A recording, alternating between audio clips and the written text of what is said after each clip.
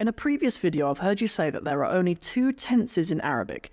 How does this make sense? Surely in all languages there are past, present and future. Please elaborate.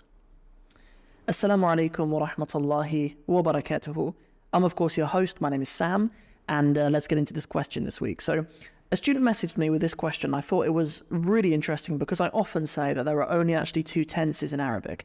And I like to say this because it comes as a great relief to students who have learned other languages. If you've learned English, where we have maybe 12, if you've learned Spanish, where there is perhaps the same number, maybe a couple more if you include the subjuntivo and tenses like that, there's probably slightly more than 12. It comes as a great relief that in Arabic, in a way, there are only two tenses. So of course, what our student here is talking about with past, present and future are actually time frames, which isn't necessarily the same thing as grammatical tense in a language. So what do I mean by this? Of course, the grammar books of the Arabic language often lay out the three types of verbs being the madi, the mudari' and the amr, right? All verbs in all of Arabic that have ever been used are either madi, mudari' or amr. Meaning madi, past, mudari', everything that's not the past, and amr. Amr is an imperative or a command. So the amr, although it is a type of verb, it's not a tense, it does not pertain to time.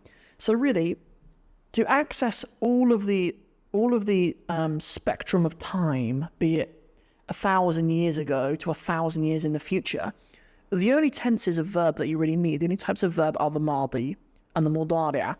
And maybe, as I mentioned, that they are past and present. Perhaps I'll elaborate on that slightly more because students often send me verses of the Quran where Allah subhanahu wa ta'ala is talking about Yawm al-Qiyamah, the Day of Judgment, and uses past tense verbs. So perhaps there's an interesting discussion about it not really being to do with past and future necessarily, but about knowledge of qadr versus not knowledge of Allah's qadr. Because of course Allah has knowledge of His qadr, right? So Allah has the authority to use past tense verbs, even for future events, right? Whereas the mudari' are for things which, by nature, when we use a mudari' verb, because the only things that we know are in Allah's qadr are things in the past. So for us, those things are synonymous, right? Perhaps there's some kind of parallel to some degree in that. But of course, it's not going to be a blanket because there are things that there will be times in the Quran when Allah uses a mudari', but I'm not saying that He doesn't have knowledge of His own qadr, of course. But maybe there's an interesting little kind of side note on that. Okay, so what do I mean then, right? So the madi, we will use it for all things in the past. So for example, I walked in the countryside. Mashaytu fi rif. I walked in the countryside. Or you could say منذ سنتين, 2 years ago. منذ سنتين. مشيت في الريف. I walked in the countryside. Well, you'd probably say the other way around. You'd probably say مشيت في الريف. منذ سنتين. 2 years ago. But, so regardless, really, up into the present. And then in the present, we'll use the mudari'. So, مشيت would be أمشي. I walk. أمشي في الريف. I'm walking in the countryside. أمشي في الريف. Okay, so what about the future? How do we access that? So all we do is we put sa or sawfa at the beginning of a fi'l mudari'. That's how you access the future. And although you could kind of say, just like in English, I walked, I walk, I will walk.